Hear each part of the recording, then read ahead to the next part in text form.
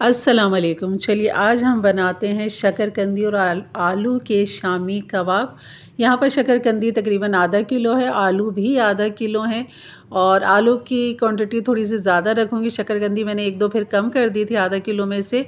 और यहाँ शकरकंदी और आलू को उबाल लेंगे, इनको मैश कर लेंगे और मैश करने के बाद इनको ठंडा करेंगे। उसके बाद हमने इसके अंदर डालना है हरी मिर्चें 4 अदद, मोटी वाली हरी मिर्चें बारीक चॉप कर ली थी। हरा धनिया डाल देंगे यहाँ पे 3 टेबल स्पून और प्याज चॉप यहाँ पर डाल देंगे तकरीबन 3 टेबल स्पून या एक दरमियाने साइज़ की प्याज ले लें, इसको बारीक इस तरह चॉप कर लें। बाकी मसाले हमने इसके अंदर डालने हैं। नारियल डालना है 2 टेबल स्पून और यहाँ पर हमने मैदा डालना है 2 टेबल स्पून और कॉर्नफ्लोर जाएगा इसके अंदर 2 टेबल स्पून।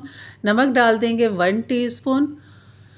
लाल मिर्च डाल देंगे यहाँ पर 1 टीस्पून भर के। आप कुटी हुई मिर्च भी यहाँ पर डाल सकते हैं, बहुत अच्छा लगता है वो भी। और अदरक लहसुन का पेस्ट डाल देंगे 1 टीस्पून और इसको खूब अच्छा सा करेंगे मिक्स।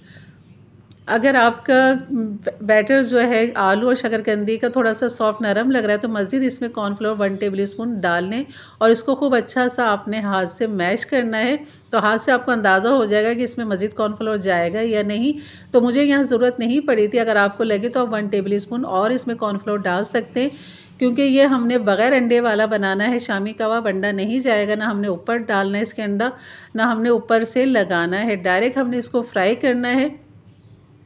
और यही इसकी ज़्यादा खूबसूरती और जायका है। तो यहाँ सोचा क्यों ना इसको गोला कबाब की शक्ल दे दी जाए।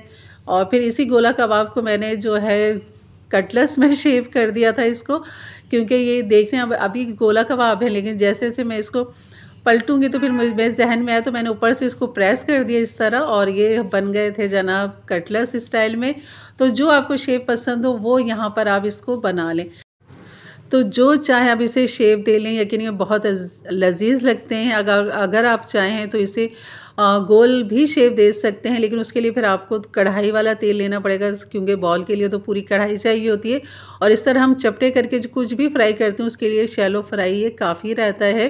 तो यहाँ आप शामी कबाब का मैंने शेप दे दिया था, कटलेट्स का शेप दे दिया, गोला कबाब का शेप दे दिया और अब सिर्फ खाली वो बॉल रह गई थी जिसके लिए मज़ीद तेल चाहिए था। मैंने सोचा बस काफ़ी है इतना, बाकी आपको जो पसंद हो आप उस तरह बना लो। और आप देख रहे होंगे बिल्कुल मैंने ऊपर कुछ भी नहीं लगाया, डायरेक्ट कबाब बना रही हूँ और फ्राई कर रही हूँ और तेल भी हमारा बिल्कुल साफ़ है।